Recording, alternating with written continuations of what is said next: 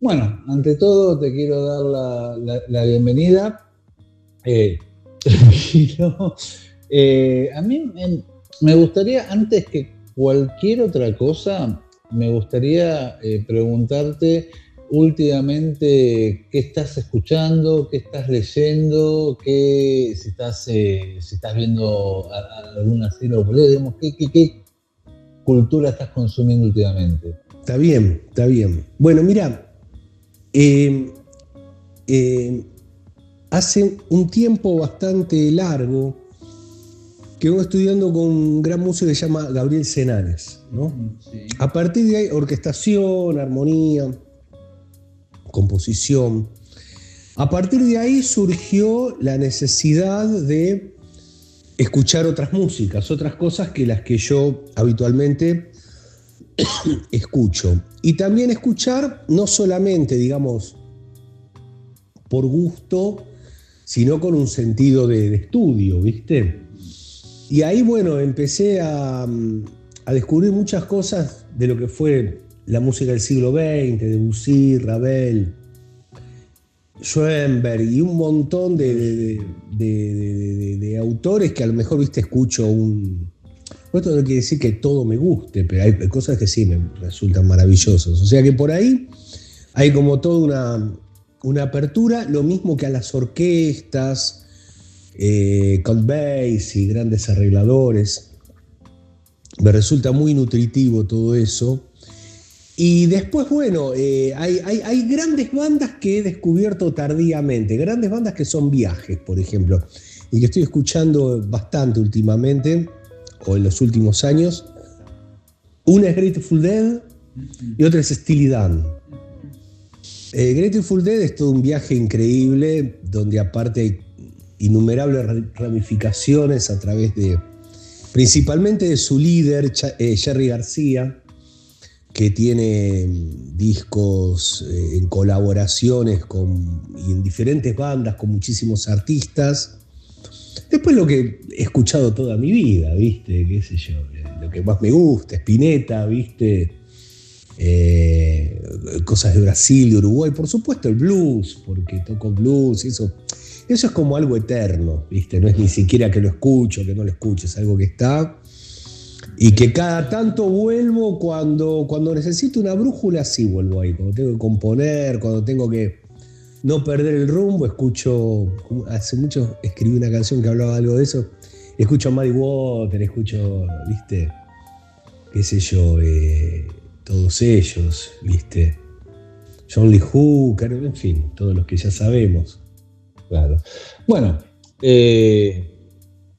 hagamos de cuenta por un momento que yo no sé quién sos, no sé qué haces, no sé a qué te dedicas, no conozco nada de tu obra, y aparte también, si te defino te limito, así que prefiero que te definas vos mismo. Así que bueno, me gustaría que te presentes un poco, cuentes sobre vos, tu obra, qué haces, ¿sí? Y bueno, y los que no te conocen puedan saber un poco más sobre vos.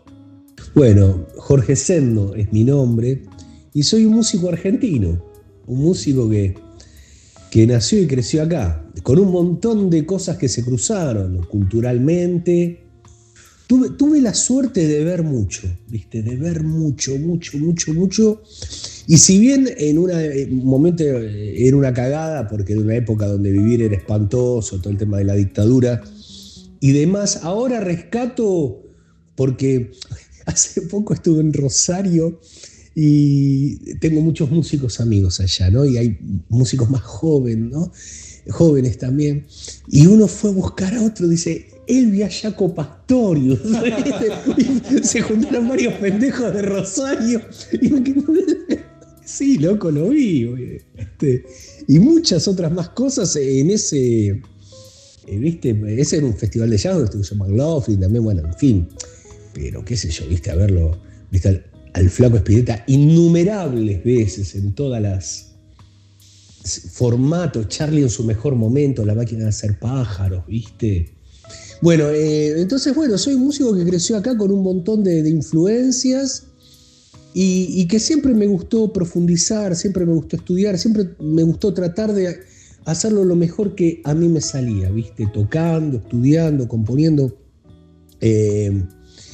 Paralelamente a eso, toda la vida di clase, hace ya desde el 85, así que ya un poco más de 40 años.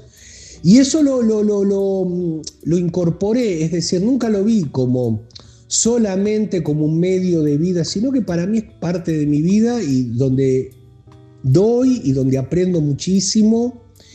Considero que también el hecho de estar tocando, ¿no? Y estar enseñando, a mi modo de ver, tienen que ir juntas. Vos tenés que sostener lo que estás enseñando, tenés que hablar de lo que sabés, ¿no? De algo que, viste, como si yo te explico las calles de Noruega y, viste, no estuviste nunca y hablame de tu barrio, viste. Y hace también bastantes años, desde el 2000, una cosa así, soy luthier. Y todo va al mismo punto, ¿no? Porque también eso, además de un medio de vida que lo valoro enormemente, me permitió trabajar los instrumentos y una búsqueda del sonido más allá de lo que me podían ofrecer, ¿viste? Trabajar determinadas cosas. Bueno, hoy hay mucha información, además, muchísima. Cuando yo empecé no había tanta, había muchísima menos. Pero todo eso va a lo que quiero decir con todo esto es que va todo a un mismo punto, ¿viste? ¿Qué es la música? ¿Qué es la música? Y la música es música. Uno, por ejemplo, a mí me gusta tocar blues emocionalmente, pero no... El arte está en el aire y no está bueno encasillarlo. Es más, yo creo que encasillarlo tiene mucho más que ver con la industria que otra cosa, ¿me entendés? Es decir, entonces pongo la batea de romántico, la batea de tango, la batea de cumbia o lo que sea cuando había batea de discos, ponele figuradamente.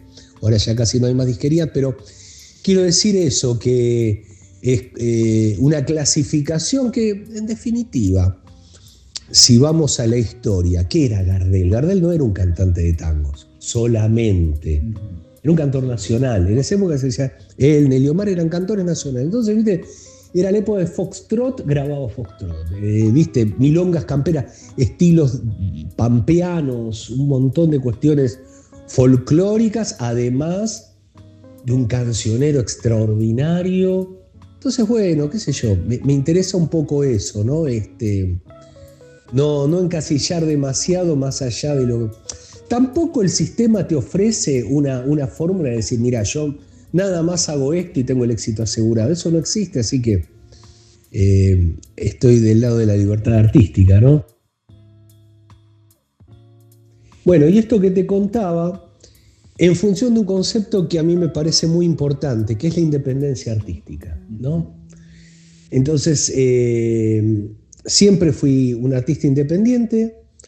No digo que haya que hacerlo en forma obligatoria, además hay muchas variantes, hay bandas independientes que después graban un disco con un sello, lo comercializan, lo que sea, pero siempre desde muy chico me pareció muy importante el concepto de la independencia, ¿viste? Y justamente para poder lograr esa libertad artística tenés que sostenerla con otra cuestión, que es lo que yo te decía, la lutería, la enseñanza, que fueron todas cosas que yo fui armando como para poder salir a tocar y hacer lo que quiero, ¿viste? Esa fue un poco siempre la idea, el objetivo, ¿no?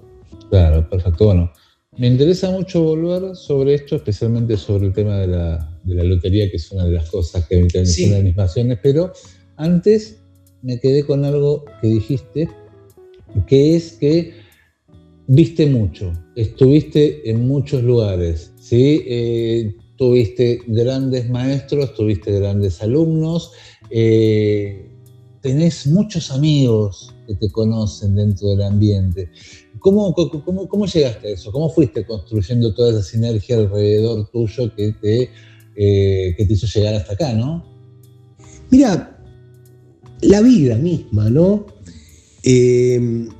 Por empezar, hay que situar un poco el contexto. Cuando yo empecé a escuchar música, empecé a escuchar música en realidad desde muy chico. No tenía hermanos y era un melómano precoz, ¿viste? 4 años, había unos tocadiscos Winco, donde vos podías poner los discos apilados, ¿no? Y caían de a uno.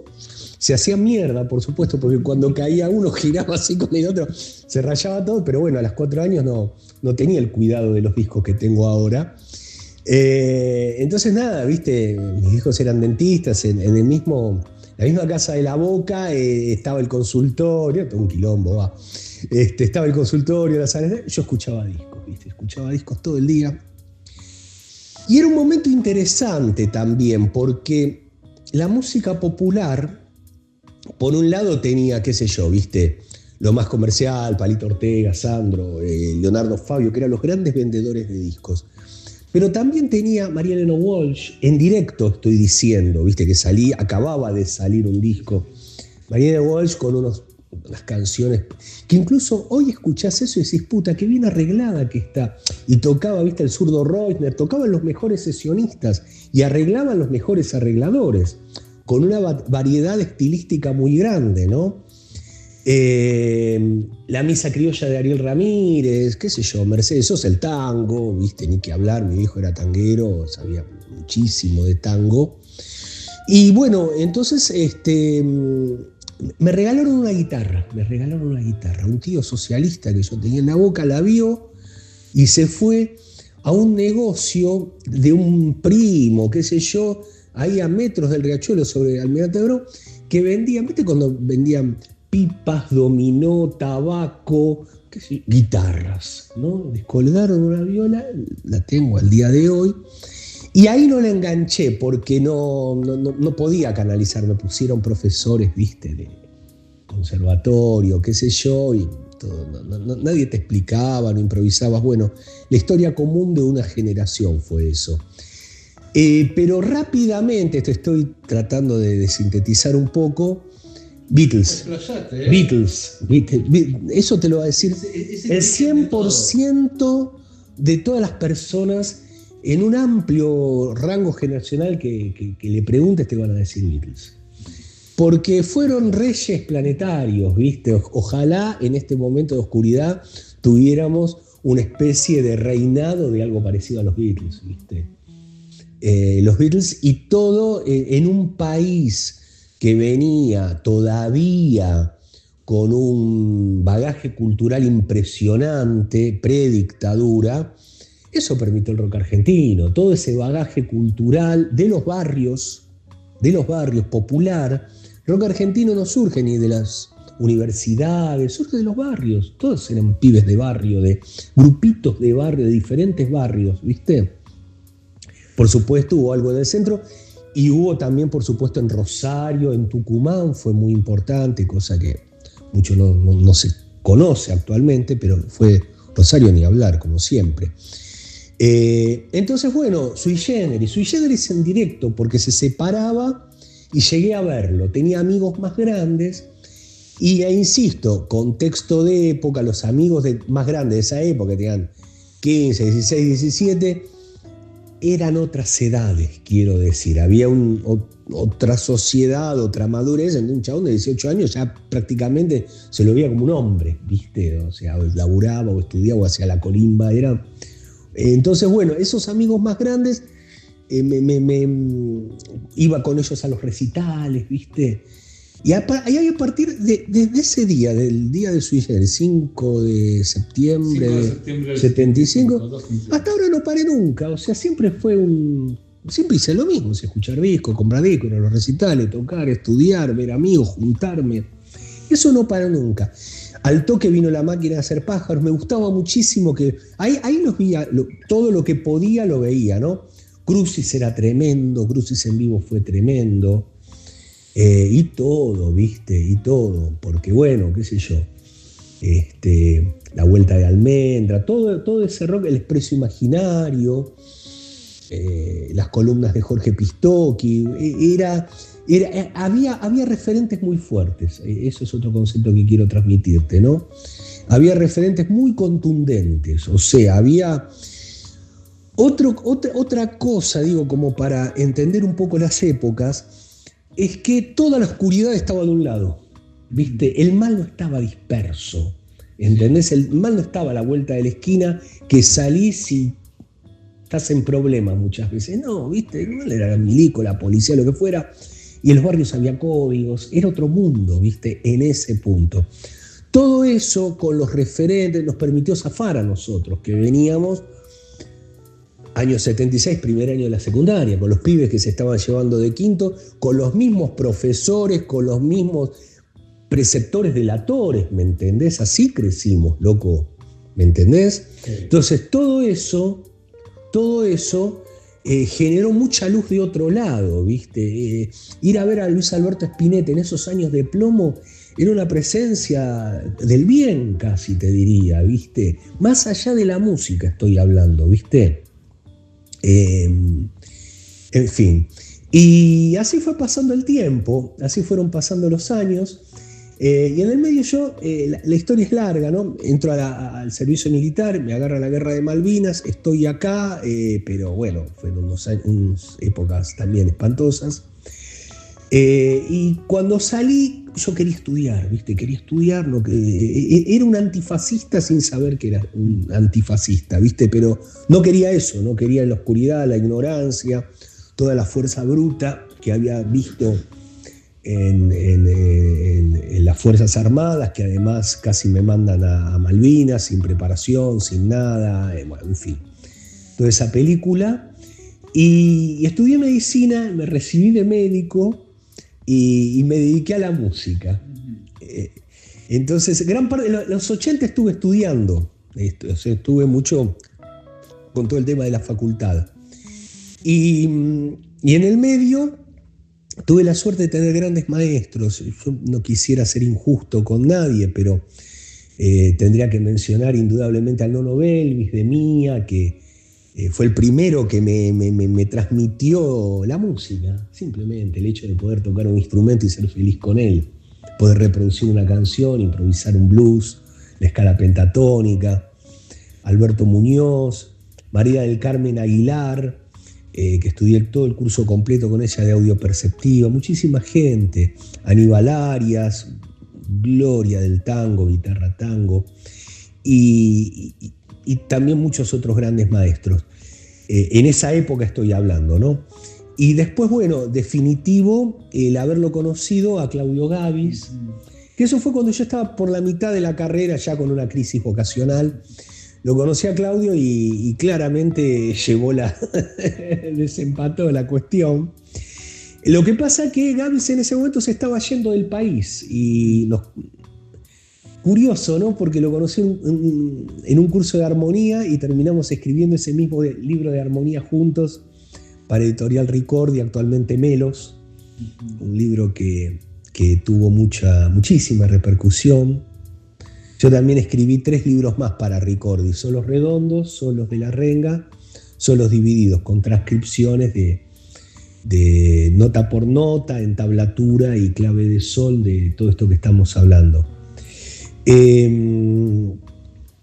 la presencia de Claudio y la enseñanza de Claudio, yo con él aprendí mucho, no solo de música, sino también de las relaciones humanas en la música, cosa que es muy útil, un poco respondiendo a tu pregunta, ¿no? Eso ayuda mucho.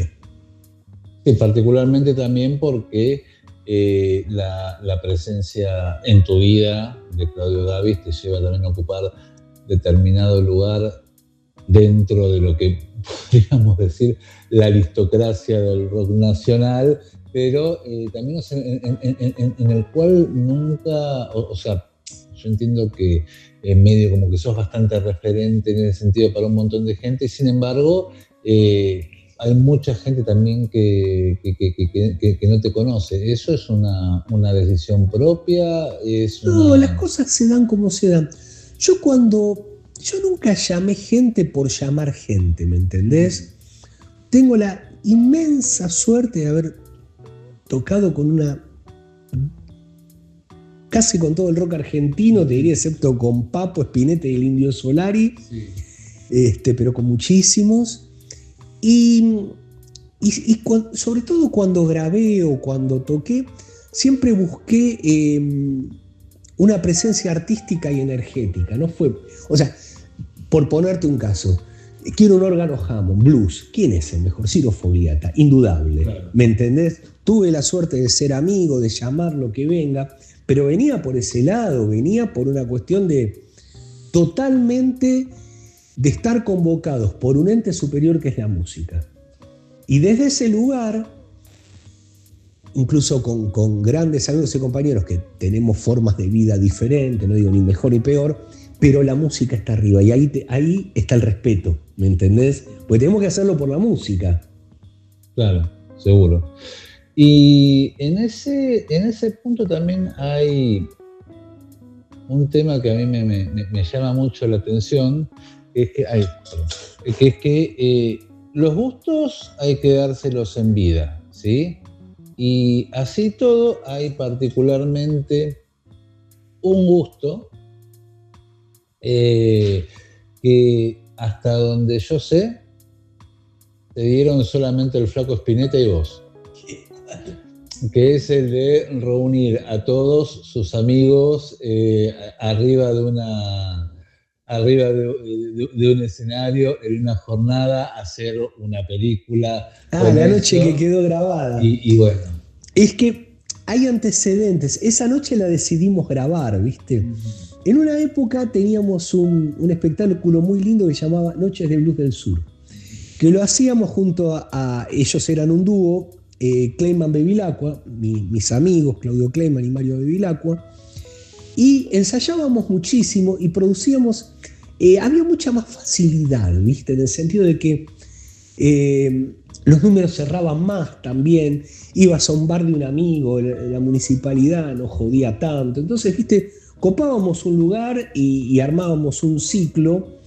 Y este ciclo Noche de Blues del Sur, teníamos diferentes formaciones, tríos, cuartetos, acústico, eléctrico, y homenajeábamos a algún grande amigo nuestro, Gavis, Cubero Díaz, guitarrista de La Cofradía, de Los Abuelos de la Nada, de La Pesada, Claudia Puyó, etc. Edelmiro Molinari, y todo eso no había esta facilidad, entonces debo tener algún VHS medio mal grabado, una cosa así. Hasta que un momento dije, bueno, yo venía trabajando con unos amigos de Mascaró Cine, que me encargaban música de películas y además son grandes amigos míos, y surgió la idea de hacer se cumplían 25 años de Barraca Peña, y de hacer una película, un concierto que sea una película y que cuente de alguna manera nuestra visión de la historia del blues y de la historia del blues en la Argentina, contextualizar un poco, ¿no? De la independencia también. Y así surgió La Noche que Quedó Grabada, que es la primer película del género de blues que se exhibe en una sala, se exhibió en el Gaumont varias veces, se llenó, fue una fiesta. Y es lindo porque hay que dejar testimonio, ¿viste? De las cosas. Hay que dejar testimonios de este lado. Del otro lado, el mainstream está atiborrado, ¿viste? Pero en la línea de dejar testimonios y dejar un testimonio cultural, surgió la idea de entrevistar durante muchísimo tiempo a Jorge Pistocchi y hacer la película Bajo el Sol del Rock and Roll. Sí, ahí estoy viendo, primero que nada, felicitaciones, me encantó.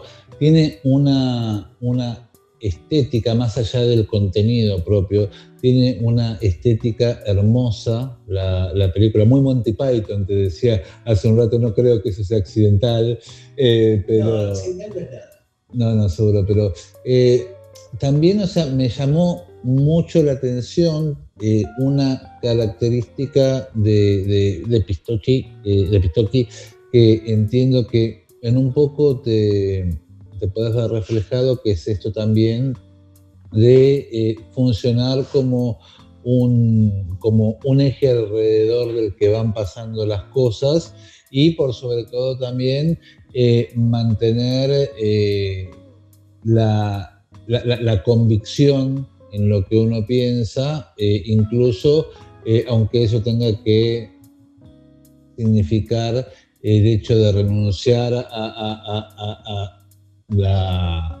aquello por lo que más se lo conoce, que es el expreso imaginario, ¿no?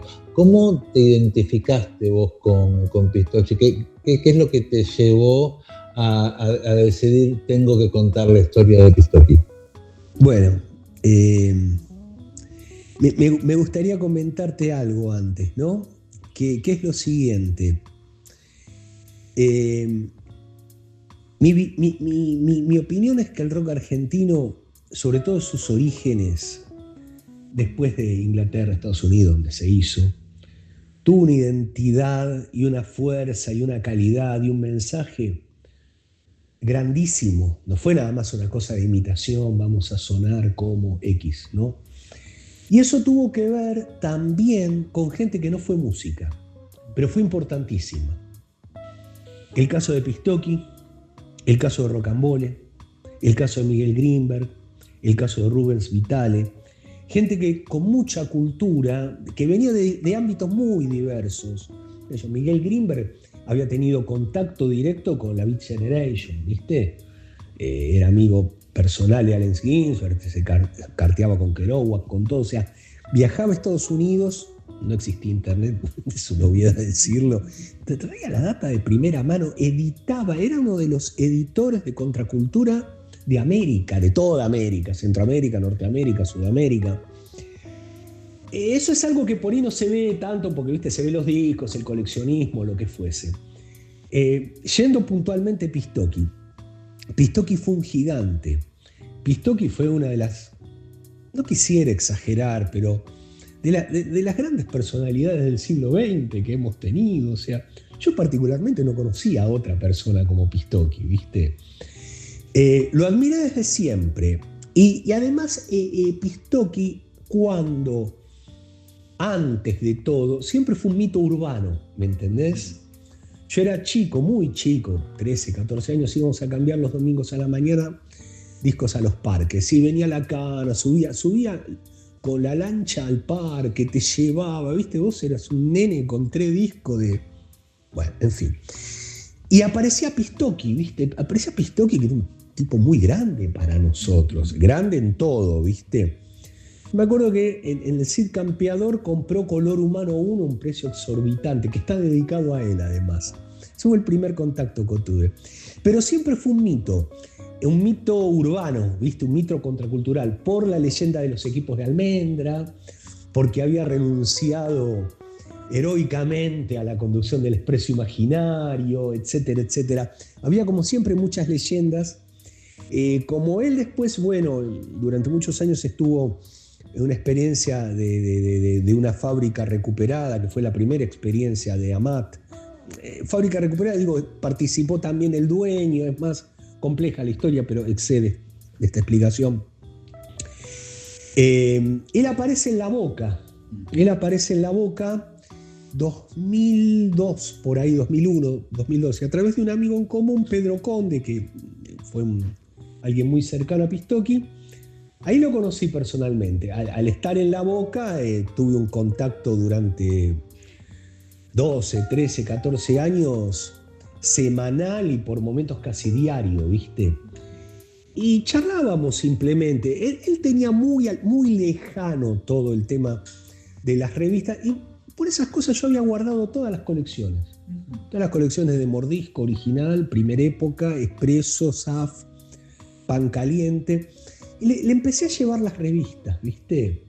Y empezó como a recordar, a su vez él tenía como muchas heridas personales con todo lo que había pasado. Entonces, bueno, de alguna manera pudo empezar a hablar de todos esos temas. Y a la mañana, así como estamos tomando un mate en esta misma situación, puse un grabador en el medio. Y así grabé 1000 temas que a mí me interesaban y que nunca se habían hablado, temas que son medio mitos, ¿viste? Como, qué sé yo. Muchísimas cosas, ¿no? Y a partir de ahí hablé con los amigos de Mascaró, dije, muchachos, Pistocchi es una gloria viviente, está con muchos problemas de salud, lo están internando en la Argerich cada 15 días. Esto no puede perderse, lo tenemos que filmar. Eso fue lo primero, el registro, ¿no? Y bueno, luego durante muchísimos años, en determinado momento se reactiva y ahí se filma la película, ¿no? Con, repito, Mascaró Cine, Omar Neri y Mónica Simoncini, grandes amigos, Carlos Zenin, también en el equipo. Y la idea, yendo un poco a lo que vos me decís, era todo esto que estábamos hablando, ¿no? De creatividad, de magia. No podía ser una película estática, ¿viste? Con alguien hablando, así una cabeza parlante. Tenía que tener otra cosa más. Tenía que tener música, que le hicimos nosotros con Rubén de León. Todos los textos de Rubén de León fueron también muy importantes para gestionar el guión de la película, ¿no? Rubén de León, artista del Ditel, a la Banda del Paraíso, letrista bueno, un artista, director teatral, actor, bueno, superlativo.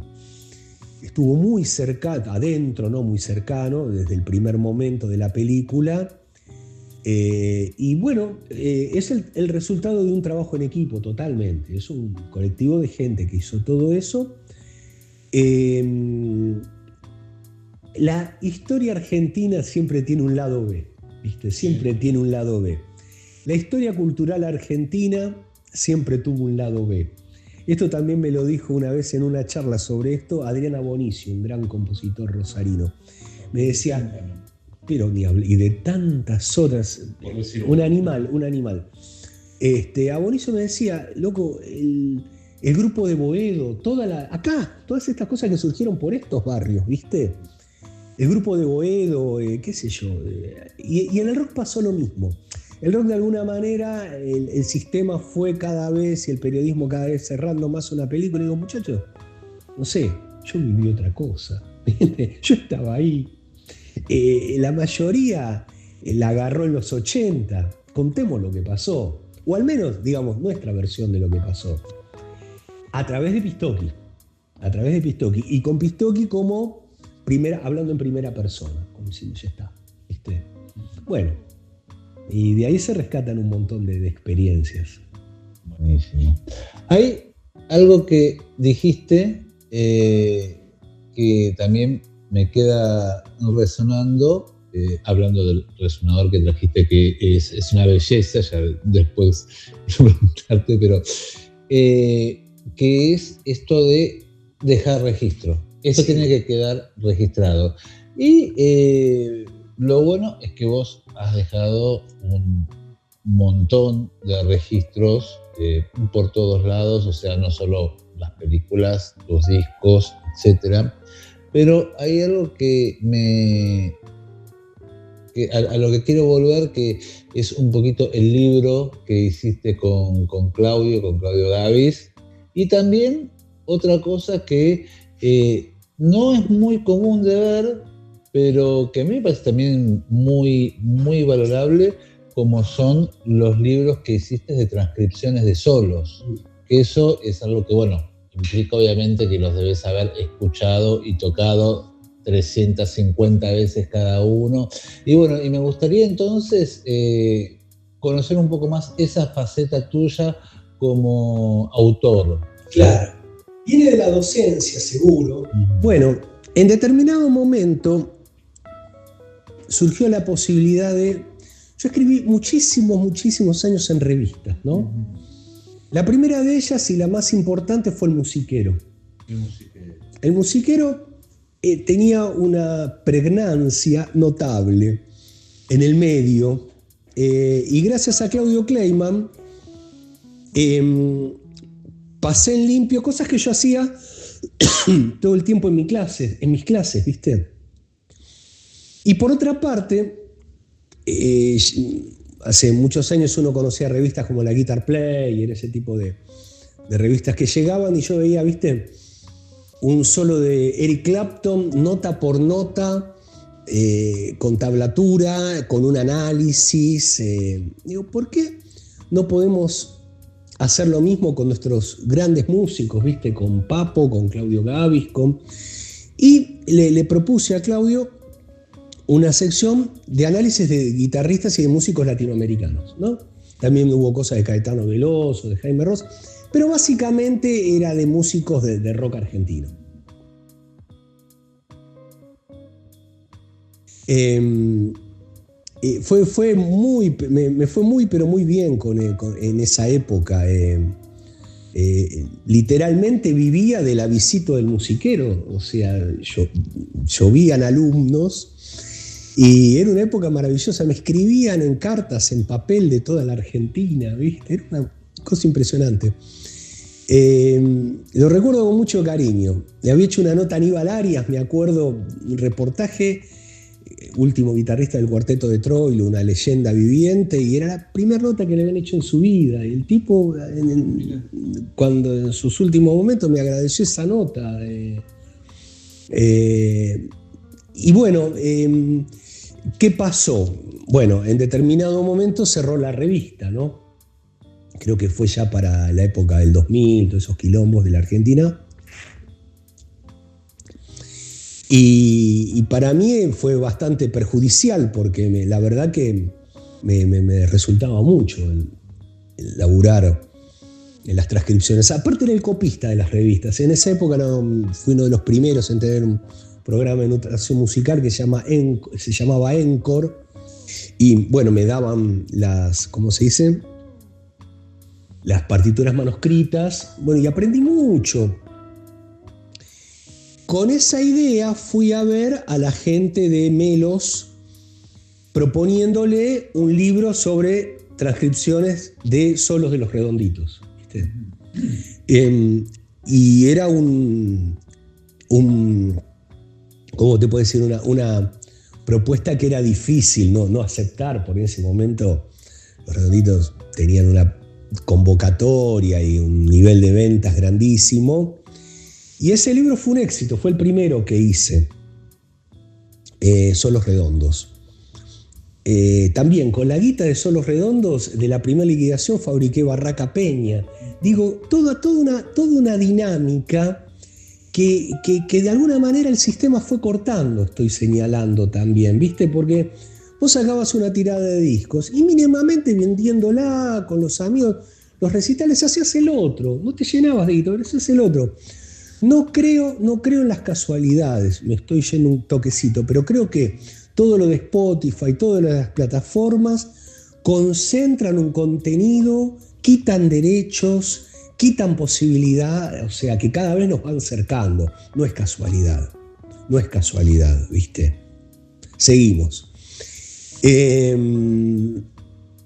Bueno, y después vino Solos de la Renga, y después vino Solos de Divididos, con una nota temática mollo, donde no había canales como este de YouTube en ese momento, entonces Mollo no le preguntaban así puntualmente qué había hecho en cada cosa.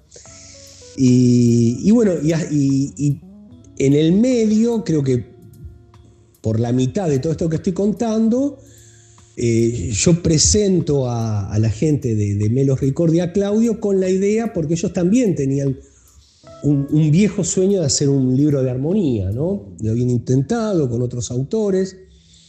Y entre el 2000 y el 2006 estuvimos escribiendo el libro Armonía Funcional, del cual yo soy colaborador, Claudio es el autor.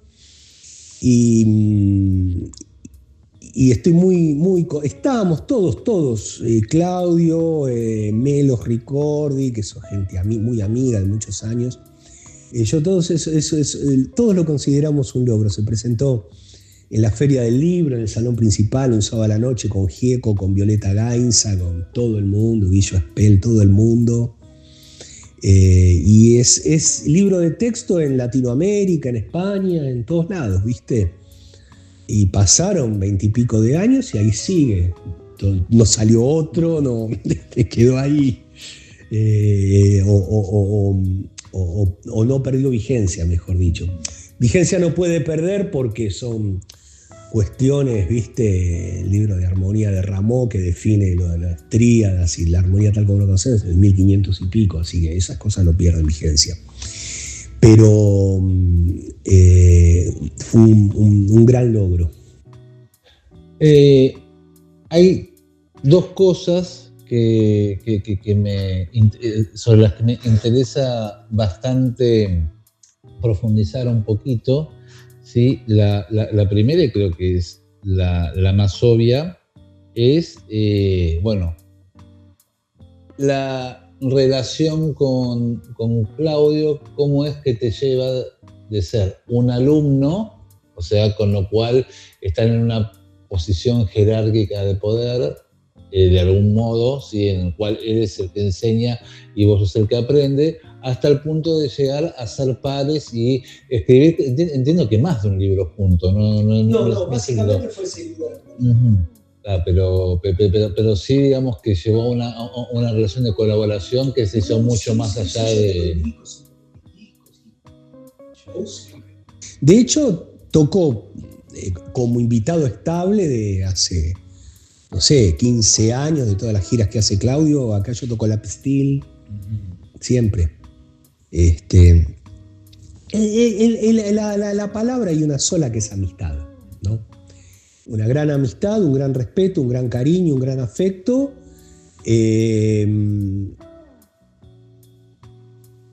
Y cada uno sabe el lugar que ocupa, ¿viste? Yo, por ejemplo, en esto a veces hay que saber mandar cuando se tiene que mandar y ser soldado cuando se tiene que ser soldado. Yo sé ser soldado, claro. ¿Me entendés? También sé cuando tengo que mandar, pero cuando tengo que ocupar otro rol, soldado, ¿viste? Y esas cosas importan. Los códigos van cambiando, las épocas van cambiando. Ahora se dice vieja escuela. Bueno, yo vengo de la vieja escuela, papá, ¿qué querés que te diga? Entonces, bueno, cuando se está con otro, se está con otro. Papo lo decía, nunca tenés que tocar mejor que el que te invitó. Eso es muy importante, ¿viste? Por ejemplo, si a mí me invita un amigo en Rosario, yo agradezco, doy un pasito y después voy para atrás. Jamás puedo ir ahí a... No, eso no es así. Bueno, yo esas cosas las mantuve siempre y creo que esas cosas ayudan un poco a lo que vos decís, ¿no? Y el otro tema que me quedó dando vueltas, que vos lo trajiste así medio como paréntesis, y me parece que es lo suficientemente rico como para ahondar un poquito ahí, es todo el tema de la industria, ¿sí? Porque vos bien dijiste que no es casual que las cosas se estén dando como ahora, que haya plataformas, que la industria del disco esté reducida a un plano de coleccionistas prácticamente, pero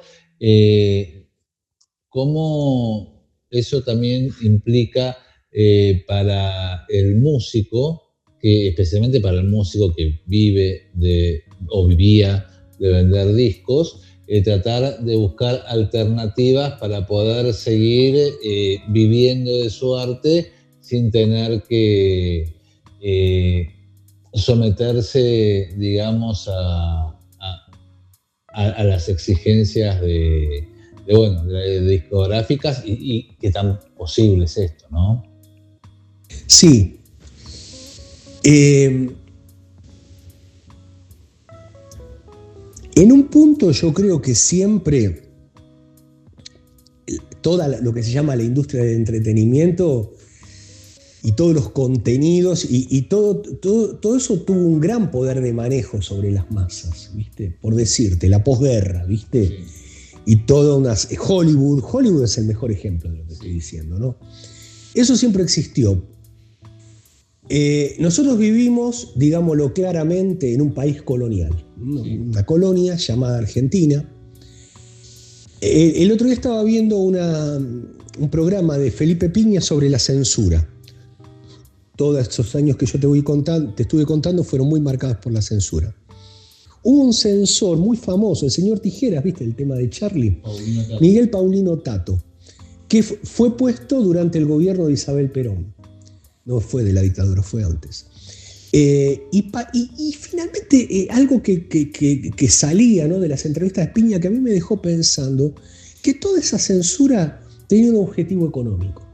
O sea que más allá de la iglesia, más allá de no mostrar una teta, más allá de lo que fuese, había intereses de las corporaciones detrás. ¿Por qué? Porque en ese momento había un gran auge del cine argentino y había películas La Mar, y viste, con Susana Ginesi y Carlito Monzón, no me acuerdo más, La Tregua de Alterio. Había películas que llenaban los cines en esa época. Había cines muy grandes en Avenida Corrientes, en Lavalle, y llenaban cines durante semanas y semanas y semanas. Entonces, las distribuidoras norteamericanas no podían exhibir sus películas. Y automáticamente eso fue una de las causas de la censura del cine argentino, bombear al cine argentino, ¿me entendés? Entonces, todos esos contextos existieron siempre. Ahora, también excede la música, porque estamos en un siglo XXI donde Orwell y todos los muchachos se quedaron cortos. O sea, el tema del control, el tema de las pantallas, el tema de la manipulación, llega a niveles, ¿viste? Te ponen un presidente, te ponen un muñeco, ¿viste? Y porque todos los pibitos están... Y sí, justamente.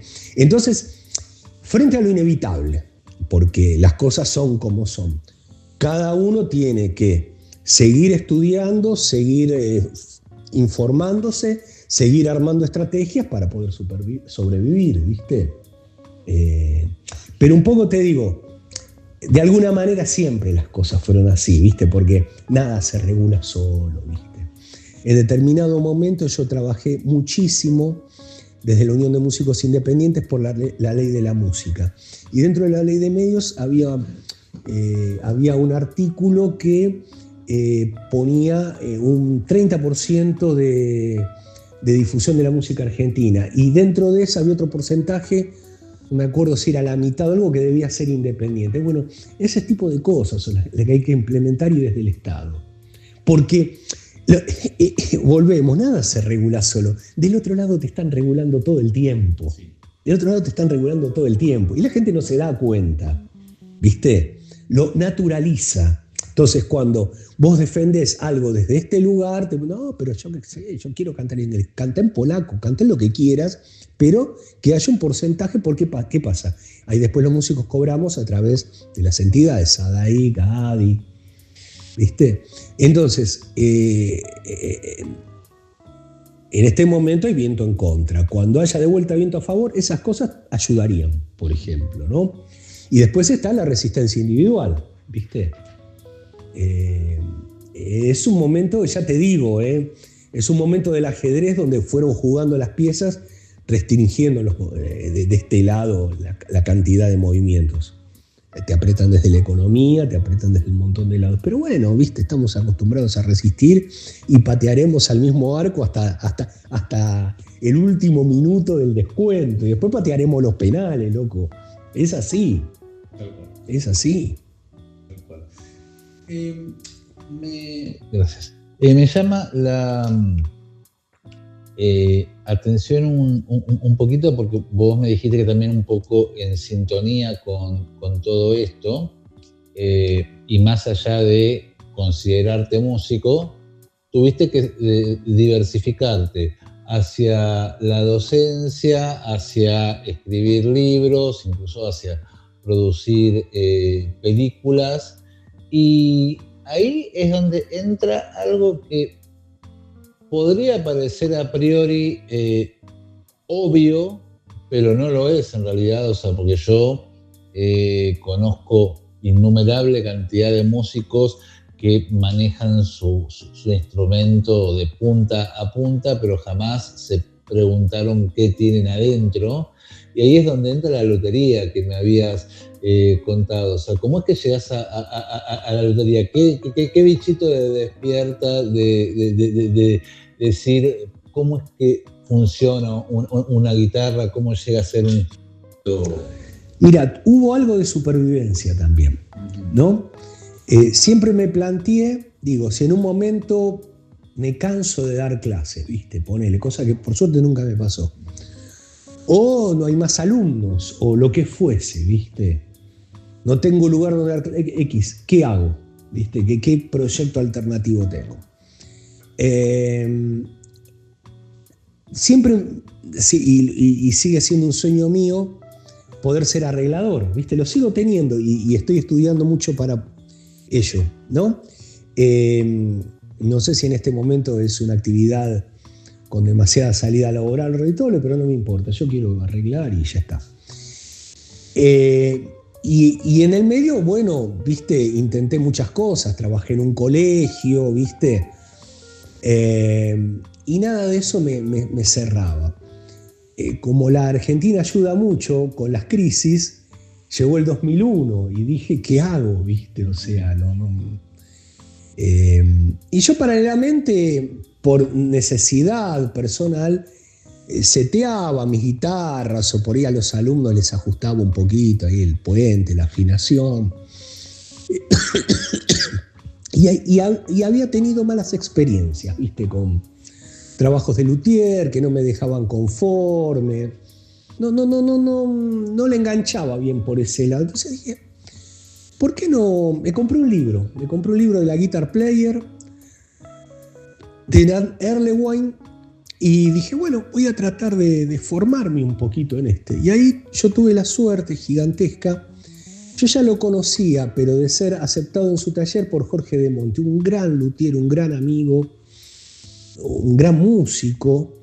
Y empezamos, él básicamente lo hizo, construyó, yo colaboré muy poquito, un lap steel, que es el que toco, ¿no? Una guitarra acostada que se toca con una barra. Y empecé a ir al taller, empecé a aprender. Yo no era un pibe ahí, ¿viste? Yo tenía, qué sé yo, no sé, más de 30, a ver. Sí, bastante más. Y no sabía electrónica, no tenía experiencia en carpintería, no tenía aparatos, máquinas caseras, qué sé yo, ¿viste? Había ido al bachiller que no te sirve para nada, básicamente. Claro, no había ni al industrial, ¿viste? Y bueno, fui aprendiendo todo de a poco, con los años y el trabajo. Y actualmente es una de mis dos y por momentos, a veces es mi principal fuente laboral. Por momentos.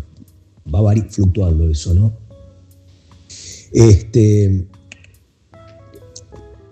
Pero es muy interesante. Por eso yo te digo, ¿viste? A veces hay cosas que vos las buscás y a lo mejor hubiera crecido en otro contexto, no sé si hubiera sido luthier, o tal vez no hubiera necesitado, ¿me entendés? Estar buscando todo el tiempo cómo, ¿viste? Poder vivir. Pero a veces la adversidad te saca cosas positivas, ¿viste? En este caso, me contás que la lutería llegó a vos, pero que vos la abrazaste con muchas ganas, ¿sí? A mí hay algo que se lo escuché decir a un luthier amigo hace no tanto y que me resultó muy interesante, que es el hecho de diferenciar entre el técnico en reparación de guitarras, diríamos por un lado, y por otro lado el constructor y diseñador de instrumentos de autor particularmente. En el sentido, vos, ¿cómo te posicionás ante eso? ¿Qué es la parte que más te gusta del oficio? Mira, yo lo que más hago son calibrados, reparaciones, modificaciones, mejoras. No construyo tanto. Construyo, de hecho ahora me quiero hacer 2 violas, pero me tengo que cuidar las manos, ¿viste? Me tengo que cuidar las manos. Porque, bueno, una vez me operaron y porque a veces, ¿viste? Muchas horas de trabajo manual atenta contra la motricidad fina. Y tampoco tengo un taller, digamos, un galpón donde pueda hacer, ¿viste? Bueno, entonces con los medios que tengo y de la manera que lo tengo planteado, hago lo que yo te contaba, que a su vez cuando uno ve revistas y ve publicaciones, la lutería como todo cada vez se va especializando más, ¿viste? Se va especializando. Sí.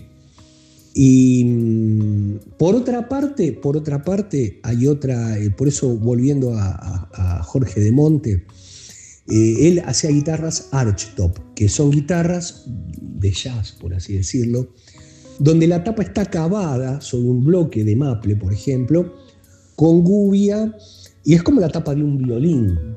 Bueno, para mí eso es el máximo de la lutería, los instrumentos acústicos. Entonces, quiero decir, no estoy menospreciando nada, pero hacer instrumentos sólidos tienen lo pongo yo en un nivel de complejidad equivalente a reparar. Me parece otra instancia ya la lutería que hacía de Monte, ¿viste?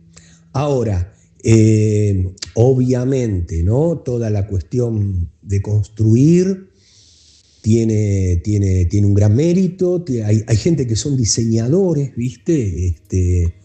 Y bueno, quiero mencionar también un gran amigo, Ariel Santanera, que es otro gran maestro que tengo en la lutería.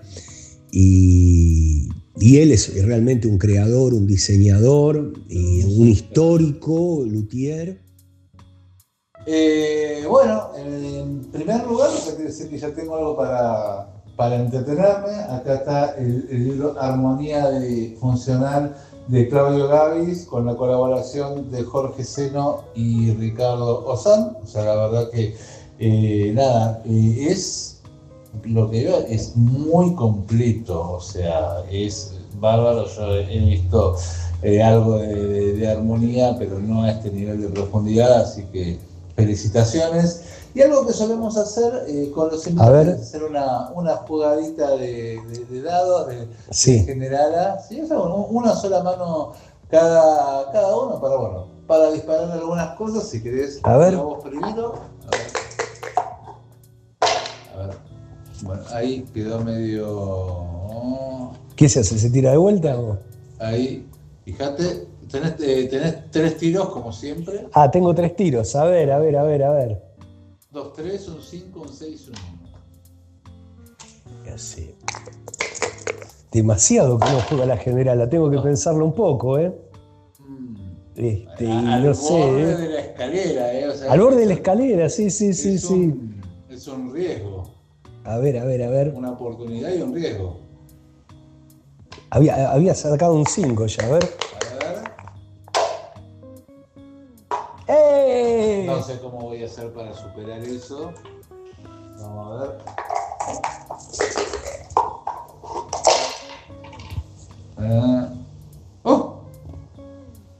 Igual, o sea, vamos a probar, pero es muy difícil.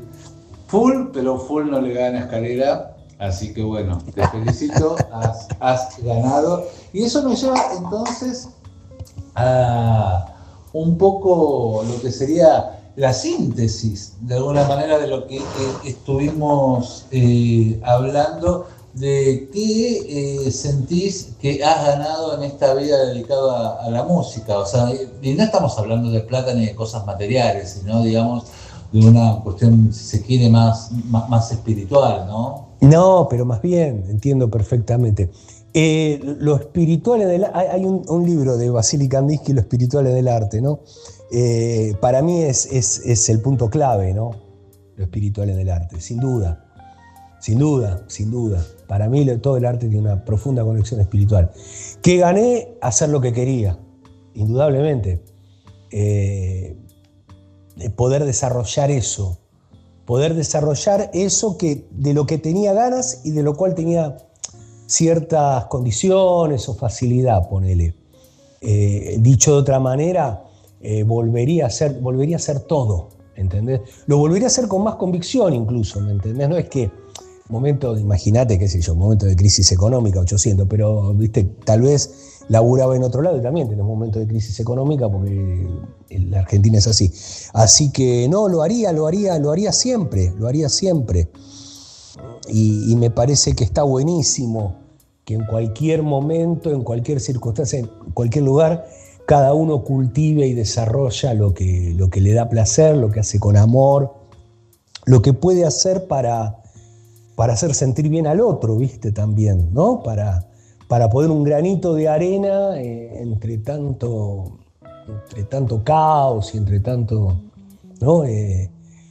Por eso te decía de lo espiritual también, porque todo tiene una conexión espiritual, todo tiene una conexión espiritual. Y tiene que tener, no sé, cierta sustancia todo se me hace, ¿no? Insisto, son visiones personales, no es escala de valores ni nada, pero bueno, lo veo así. Bueno, Jorge, realmente es un placer tenerte acá con nosotros. Y antes de despedirnos, me gustaría escuchar algunas palabras tuyas dirigidas más que nada a ese chico que tal vez nos esté mirando y que siente de alguna manera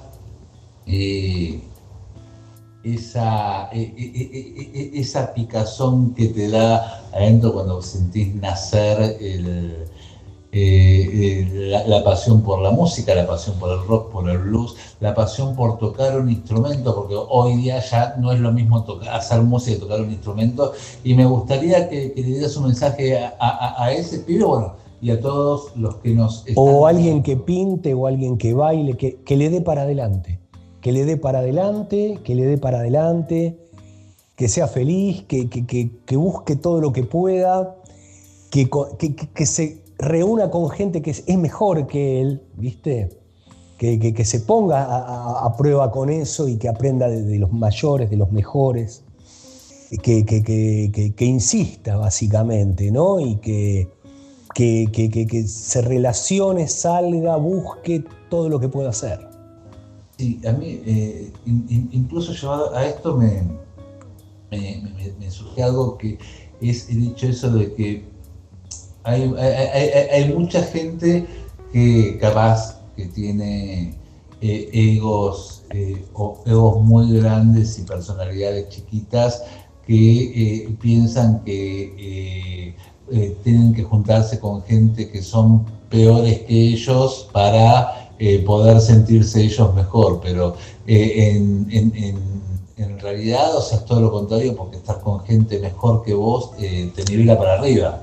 Y más vale, te exige, ponelo en deporte, ponele, ¿no? Sí. Si vos jugás, qué sé yo, con gente que juega mejor que vos, o sos el mejor del barrio, igual son elecciones, ¿eh? Vos me preguntaste qué le diría yo le diría eso, ¿entendés? Después, si otro está cómodo en un sitio de confort, está bárbaro, la vida es eso, el mundo es mucho más amplio. Mi punto de vista es otro. Es que cuanto más te exijas, cuanto más te esfuerces y estés en un lugar más competitivo, bueno, evidentemente te vas a ver más exigido para progresar, ¿no? Y bueno, Jorge, realmente un placer haberte tenido en Historieta. Bueno, para toda la gente que nos está mirando, les recordamos que Historieta es un proyecto independiente y autosustentado, por lo tanto nos ayuda muchísimo que le den like a este video, que se suscriban por sobre todo al canal, que nos visiten en nuestro sitio historietaentrevistas.com.ar, que nos sigan en Instagram, Historieta Stream, y bueno, por supuesto, si tienen ganas, si pueden, que nos hagan una invitación a un cafecito que ayuda a que podamos seguir adelante con este proyecto que tantas satisfacciones nos dan a todos. Muchas gracias por acompañarnos y nos vemos en el próximo programa de Historietas.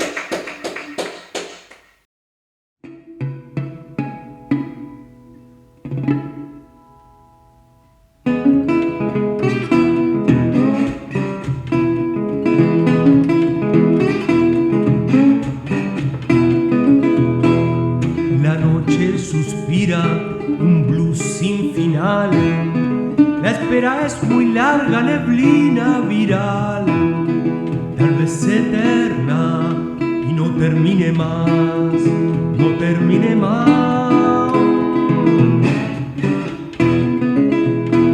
La fiera de carga, revolución industrial, último sonido de un siglo atrás, que rompe el silencio y alivia el pesar, y alivia el pesar.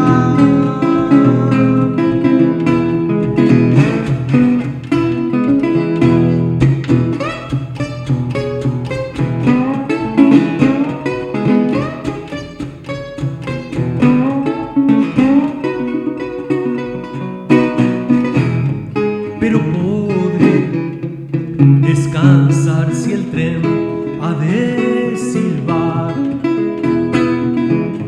Pero podré descansar si el tren ha de silbar.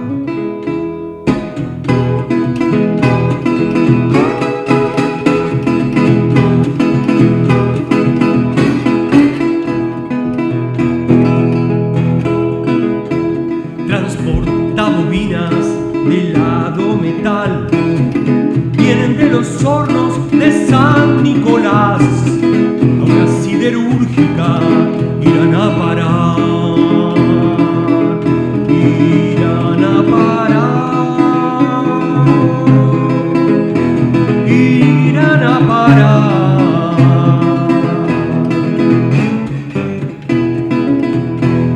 Su ronda nocturna de oscuro guardián del puerto